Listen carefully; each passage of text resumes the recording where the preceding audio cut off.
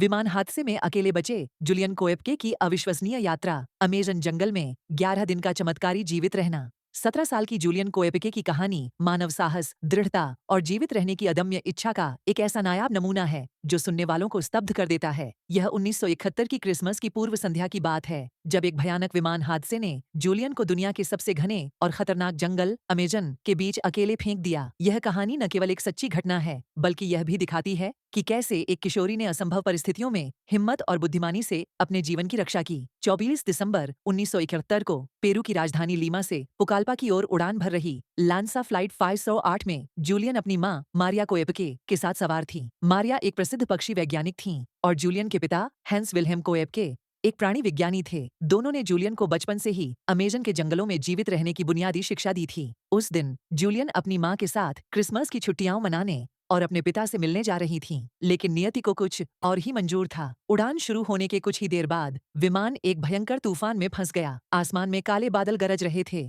और बिजलियां चमक रही थीं। जूलियन ने बाद में बताया कि उसने खिड़की से बाहर देखा और बिजली की एक चमक को विमान के पंख से टकराते देखा। अचानक एक जोरदार धमाका हुआ और विमान हवा में टुकड़ों में बिखर गया। जूलियन, जो अपनी सीट बेल्ट से बंधी थी, अपनी सीट के साथ ही 10,000 फीट की ऊंचाई से अमेजन के घने जंगल में गिरने लगी।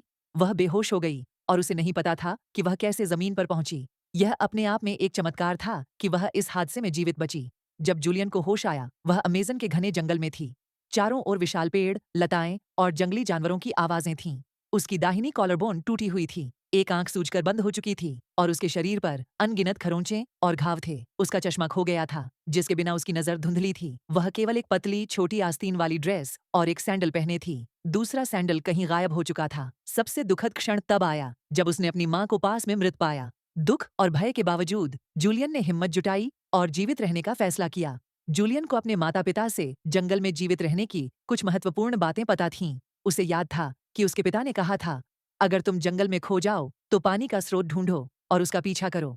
नदियां हमेशा मानव बस्तियों तक ले जाती हैं। पास ही एक छोटी नदी बह रही थी और जूलियन ने फैसला किया कि वह उसी के किनारे किनारे चलेगी। उसने मलबे में एक छोटा टिन पाया जिसमें कुछ कैंडीज थीं। यह उसका इकलौता भोजन था। अगले 11 दिन जूलियन के लिए किसी अंतहीन युद्ध से कम नहीं थे। वह दिन में नदी के किनारे चलती, कीचड़ और कांटों से भरे रास्तों पर अपने नंगे पैरों को खींचती। रात में वह पेड़ों की जड़ों के बीच या गीली जमीन पर सोती, जहां बारिश और कीड़े उसे परेशान करते। अमेजन का जंगल कोई साधारण जगह नहीं था। यहाँ जहरीले सांप, मगरमच्छ, जंगली बिल्लियां और अनगिनत कीड़े हर पल खतरा बनकर मंडराते थे। जूलियन ने बताया कि एक बार उसने नदी में मगरमच्छ को तैरते देखा और उसे डर था कि अगर वह पानी में गिरी तो वह उसका शिकार बन सकता है। बारिश के कारण उसका शरीर हमेशा गीला रहता और उसके घावों में कीड़े पड़ने लगे। एक दिन उसने अपनी बांह में दर्जनों कीड़े रेंगते देखे जो उसके मांस में घुस गए थे। यह दृश्य इतना भयावह था कि वह चीख उठी, लेकिन वह जानती थी कि उसे रुकना नहीं है। उसने अपनी मां की मृत्यु और अपने पिता से मिलने की इच्छा को अपनी ताकत बनाया।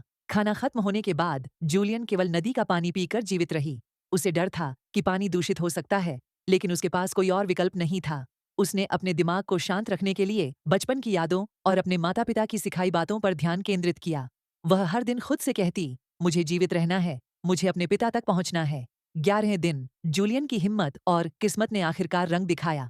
वह एक छोटे से आश्रय तक पहुंची जो जंगल में लकड़हारे बनाया करते थे। यह एक टूटी फूटी झोपड़ी थी, लेकिन जूलियन के लिए यह किसी स्वर्ग से कम नहीं थी। वहां उसे एक कैन में थोड़ा पेट्रोल मिला। अपने पिता की सिखाई एक तरकीब को याद करते हुए उसने पेट्रोल को अपने घावों पर डाला ताकि कीड़े बाहर निकल जाएं। यह प्रक्रिया इतनी दर्दनाक थी कि वह दर्द से कराह उठी, लेकिन उसने हार नहीं मानी। उसी दिन 3 लकड़हारे उस आश्रय में लौटे। जब उन्होंने जूलियन को देखा, एक कमजोर, घायल, गीली ड्रेस में लिपटी लड़की को, वे हैरान रह गए। उन्होंने तुरंत उसकी मदद की, उसे खाना दिया और गर्म कपड़े दिए। अगले दिन वे उसे अपनी नाव में पास के एक गांव तक ले गए, जहां से उसे हेलीकॉप्टर के जरिए अस्पताल पहुंचाया गया। अस्पताल में डॉक्टर भी जूलियन की हालत और उसकी कहानी सुनकर दंग रह गए। 22 यात्रियों में से केवल वही जीवित बची थीं। जूलियन की कहानी केवल एक हादसे से जीवित बचने की कहानी नहीं है, यह मानव आत्मा की ताकत और प्रकृति के प्रति सम्मान की कहानी है। अस्पताल से ठीक होने के बाद जूलियन ने जीव विज्ञान में अपनी पढ़ाई पूरी की और अपने माता पिता के नक्शेकदम पर चलते हुए अमेजन जंगल में अनुसंधान कार्य शुरू किया। उसने पुकाल्पा में एक संरक्षण केंद्र पांगुआना की स्थापना की, जो आज भी जैव विविधता के संरक्षण में योगदान देता है।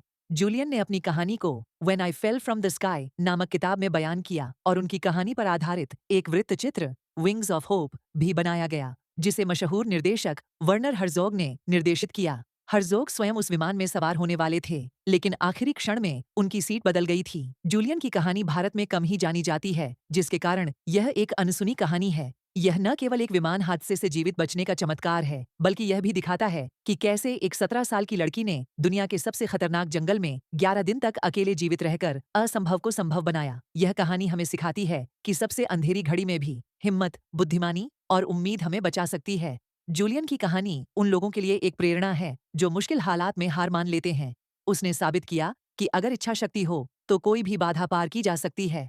समाप्त।